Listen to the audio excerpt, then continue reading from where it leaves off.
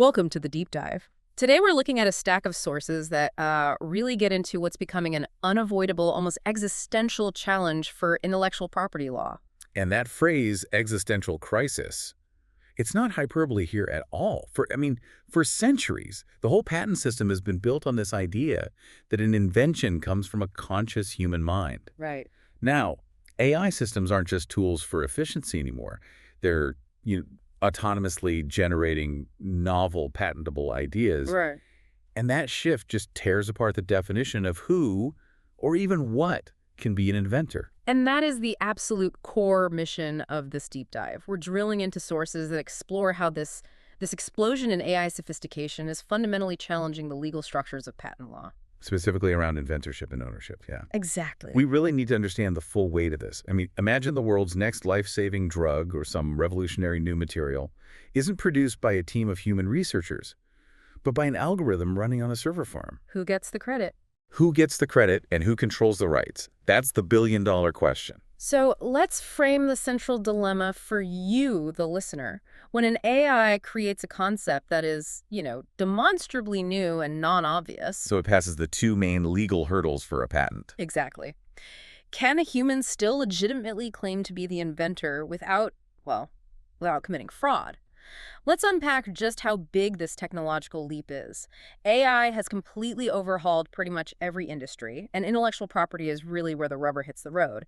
We are so far past the days when AI just, handled basic document review. Oh, yeah. What's fascinating here is the qualitative change in what AI can do. We're not talking about a really complex calculator. We are talking about systems that perform complex creative synthesis. Tasks that needed human experts just a few years ago. A few years, maybe even a few months ago. Right. Our sources detail these specific scenarios where AI goes way beyond just data analysis and enters the realm of true invention. Its primary actions involve taking in these massive, complex, totally disparate data sets, like think chemical structures or clinical trial data, and then identifying patterns that no human team could ever track. Not in a decade, let alone a lifetime. And then, and this is the crucial part, it uses that analysis not just to confirm a hypothesis someone already had, but to generate a novel solution completely from scratch. So these systems are creating unique pharmaceutical compounds. Yes, and optimizing battery materials, creating new software architecture, all autonomously. The AI is the engine of creation here.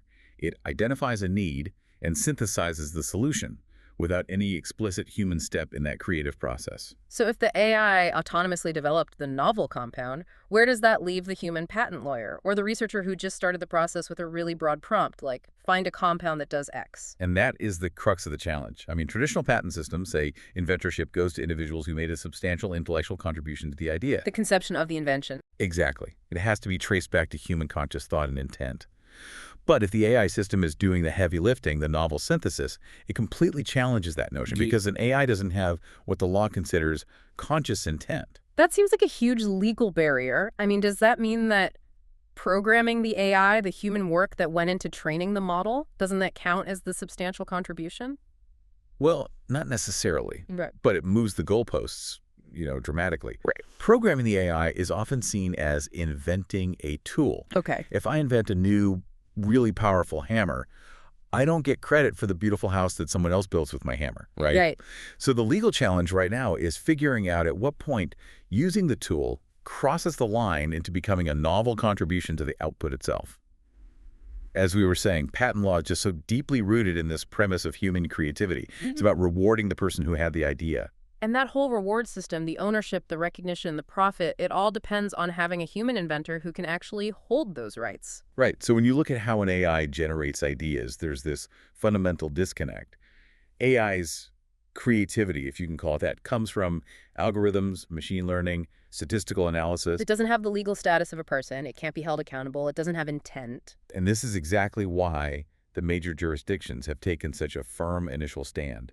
The U.S. Patent and Trademark Office, the USPTO, has been very explicit. I've seen this. They've rejected those high-profile applications, right? The ones that tried to list an AI system like Debus as the inventor. They did. And the USPTO's position is, for now, unyielding. Inventorship must be attributed to a natural person, a human being. So given that AI is so clearly creating value, Why is the U.S. stance so rigid on this? Is it just conservatism, or is there a genuine fear that recognizing a non-human inventor would just break the whole system? It's a bit of both, but I'd say primarily it's the latter. If you accept a non-human inventor, you completely break the chain of accountability we just talked about. Right, the intent. The intent, exactly. And the system is designed to incentivize the individual inventor. But what our research shows is that this legal stance is absolutely not universal. While the U.S. is holding fast, other countries are starting to explore more pragmatic new frameworks. What kind of nuance are we seeing in other places? Well, some jurisdictions are looking at ways to recognize the output as patentable, even if they can't name the AI as the inventor. They might suggest that the human who, recognized the importance of what the AI produced, The person who filed the application. right, that they can be the owner even if their intellectual contribution to the actual conception was minimal. It's an attempt to make sure the invention still gets out there, but it feels like a temporary patch, not a long-term solution. And this brings us right to the ownership quandary. This is where the billion-dollar implications really kick in. If the AI is seen as the true originator, even if it's legally unrecognized, who owns the rights to the patent? That is the crucial distinction. You have two key human actors here, right? You've got the creator who built and trained the powerful AI system. And then you have the user, the company or researcher who just fed the parameters to the AI to get that specific idea. Exactly. So if the invention is revolutionary, is it really fair that the person who simply licensed the AI model suddenly owns all the IP? Or should the company that invested billions developing the underlying AI own it? Wow. The difference between creating the shovel and just paying to rent the shovel suddenly has world-changing economic implications. It changes how we think about software licensing in a very fundamental way. All this uncertainty throws patent lawyers into an extremely difficult and potentially ethically fraught position. They have to grapple with how to assign inventorship when the AI clearly played the most substantial role. And the ethical complication is it's acute. If a human is listed as the inventor, but their actual intellectual contribution was just typing in a prompt, which is legally minimal, it really amounts to misattribution. So lawyers have to advise their clients on this. Yes, and they have to warn them that listing themselves as the inventor could lead to claims of fraud on the patent office, which could risk the entire patent being invalidated down the line. So if I just type invent a stable room temperature superconductor and the AI spits out the formula, and I list myself as the inventor, I could be jeopardizing the patent's validity because I didn't actually conceive the solution. Precisely. It puts enormous pressure on what we even mean by human ingenuity. And the practical impact of this AI acceleration must be huge. It is. Since AI can generate these novel ideas at an unprecedented exponential rate, our sources are all predicting a massive surge in patent filings. Patent offices, which are already prone to backlogs, could face, systemic failure trying to process this volume of work. It sounds like this isn't just about changing one rule. It requires changing the entire examination infrastructure. It absolutely does. Yeah. Patent lawyers, patent examiners, they have to evolve their entire skill set. They need a deep understanding of machine learning, the outputs, the limitations of different AI models.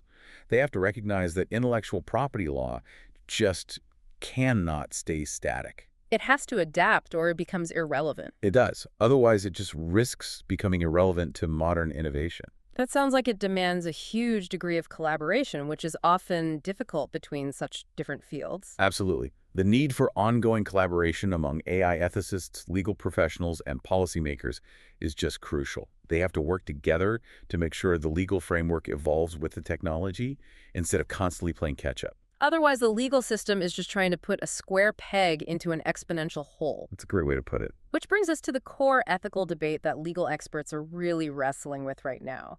Should an AI system ever be granted any form of recognized inventorship status? It touches on this fundamental question of what we value in human ingenuity. And the arguments against granting AI that status are really compelling. They focus on preserving a certain balance of power. Opponents argue that if you remove the human inventor, you fundamentally undermine the human aspect of innovation. The reward system. The whole reward system built on human effort and ingenuity, yes. And then there's the accountability issue again. Right, especially if something goes wrong. Exactly. If an AI invention leads to a dangerous or defective product, who's legally liable? The programmer, the user, the AI itself, the current system holds the human inventor accountable. And there's a concentration of power issue too, isn't there? A huge one. There's a real risk of a dangerous concentration of IP rights. If only a few tech giants control the most powerful generative AI systems, they could just amass an overwhelming amount of intellectual property, stifling competition and limiting access to vital technologies for everyone else. So the argument is that AI inventorship basically equals unchecked corporate power. But there's a very strong counter-argument here, isn't there, from those who say not recognizing AI could actually stifle innovation. And that's the key tension. Why would it stifle innovation? Well, because businesses and researchers won't invest the billions of dollars needed to push AI to its full generative potential if they know that the things it creates might not be fully patentable. Or if the inventorship is legally shaky? Right. They face a potential patent flight moving their innovative work to jurisdictions that are more AI-friendly, all because of the limitations of our current human-centric patent law.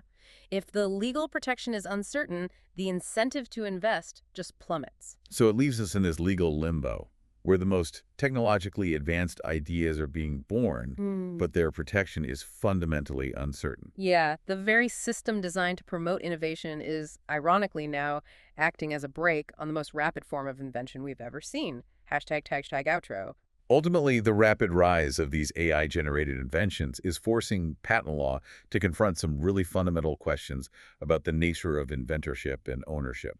The legal profession has to adapt, and not just by, tweaking the It's rules. about rethinking the whole definition. Yes. Rethinking the very definition of a creator, Yeah. addressing these ownership complexities, and making sure we maintain ethical accountability in this new automated process. So the mandate here is critical. Lawmakers, legal professionals, technologists, they need to urgently collaborate to shape a legal framework that can successfully balance aggressive global innovation with, necessary ethical considerations and market fairness. This is such a complex evolution. It demands creativity from the people who write the law, not just from the people who write the code. And that leaves us with a final provocative thought for you to consider. If we get to a point where AI is responsible for, say, 80% of all new global inventions, but the law still insists that the human is the sole inventor, a person who maybe only typed a 7-word prompt, have we truly maintained the integrity of human creativity? Or have we just preserved a legal fiction out of fear of the future? Something certainly worth pondering until our next deep dive. We'll see you then.